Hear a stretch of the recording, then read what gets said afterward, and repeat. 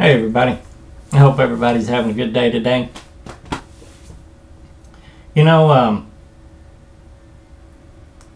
the very first upload that I ever made was on September 11th, 2012. That was my testimony. It was about 3 months after God came into my life and changed me. Since that time, I've made almost 100 uploads. I've probably made over 100 uploads. I think I've deleted some. But you know, I've grown a lot in that time. I've matured. I'm not bragging or anything. It's just things that we all do as we grow in our walk. But there's been one constant with me, and that's stuck with me from the very beginning, and that was what God showed me at the very beginning, and that is to walk in His strength and not my own. To stay close to Him and He will shield me. Temptation will come, but as long as I lean into Him, He will get me through it. He will get me to the other side. He will give me a way out.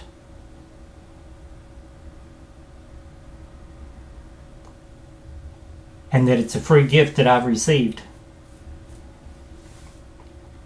And I've known from that time that God is supernatural and He is all-powerful, because for the first time in my life, I had self-control. I had power. I had something that I never had in my life, and I had the ability to say no to the things that were killing me.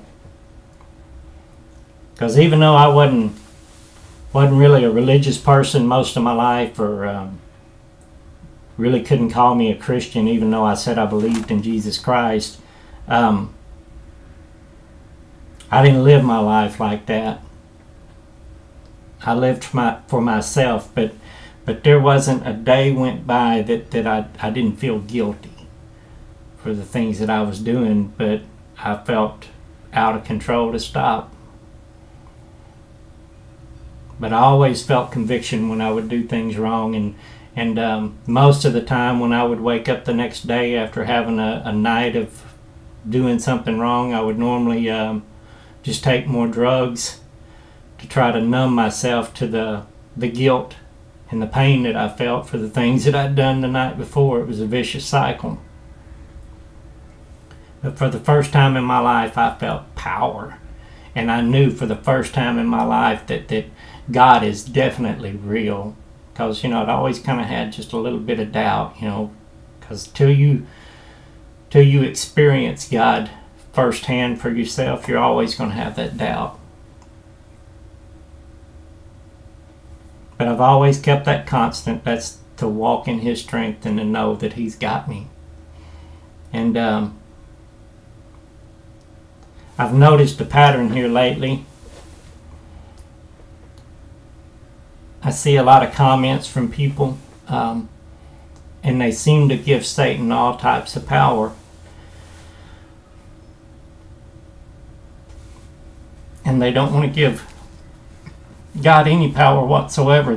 People want to keep God held prisoner in this book, and they don't want to let God out.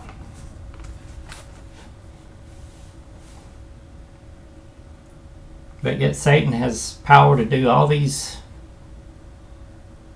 horrible things, and you know, we're at his mercy, it seems, by some of the comments that I receive at times.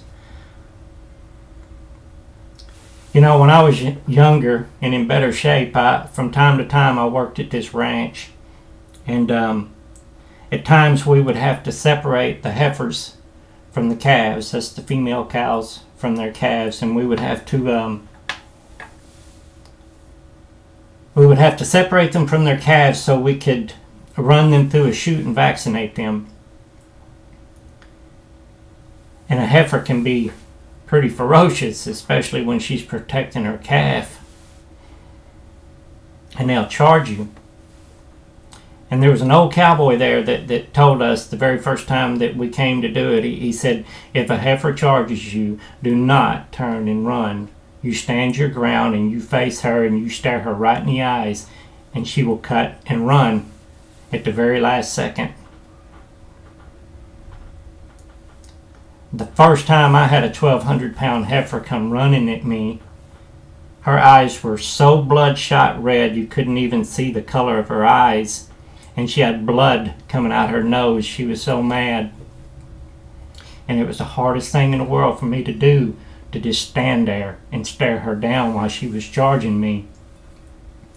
But at the very last second, she was 6-8 inches from my face, she cut and turned. And it's because I had faith in what that old cowboy had told me. I trusted him. I knew he wasn't going to lie to me. In a way, he had us young cowboys' lives in his hand.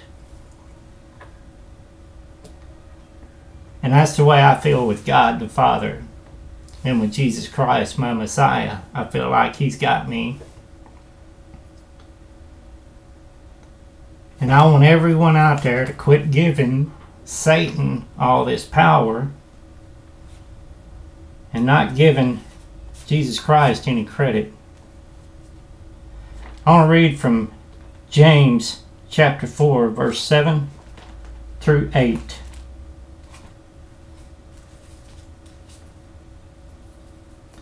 Submit yourselves then to God. Resist the devil, and he will flee from you.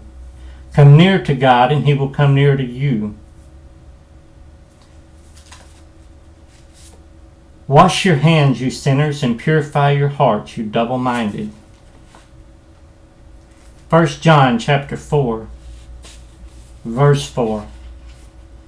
You dear children, are from God and have overcome them, because the one who is in you is greater than the one who is in the world. Ephesians chapter 1, verses 18 through 23. I pray also that the eyes of your heart may be enlightened, in order that you may know the hope that which he has called you, the riches of his glorious inheritance in the saints, and his incomparably great power for us who believe. That power is like the working of his mighty strength, which he exerted in Christ when he raised him from the dead and seated him at his right hand in the heavenly realms. For above all rule and authority, power and dominion, and every title that can be given, not only in the present age, but also in the one to come. And God placed all things under his feet, and appointed him to be head over everything for the church, which is his body, the fullness of him who fills everything in every way. If you are clothed in Christ Jesus, if you are a born-again Christian, you have the power of the King of the universe at your hands, and Satan can't touch you. Hebrews chapter 2, verse 11 through 15.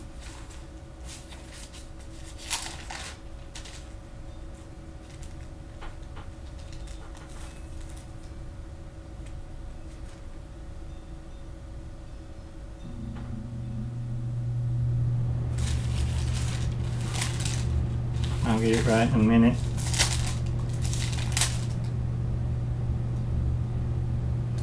Both the one who makes men holy and those who are made holy are the same family. So Jesus is not ashamed to call them brothers.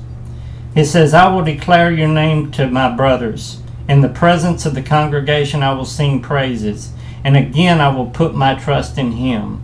And again he says, here am I and the children God has given me. Since the children have flesh and blood, he too shared in their humanity, so that by his death he might destroy him who holds the power of death, that is the devil, and free those who all their lives were held in slavery by the fear of death. Satan is defeated. We've got to quit giving him the power. Temptation will always be there as long as we live in these flesh suits, these temporary tents. But you have to have faith. The King of the universe, the one who has clothed you, has got your back.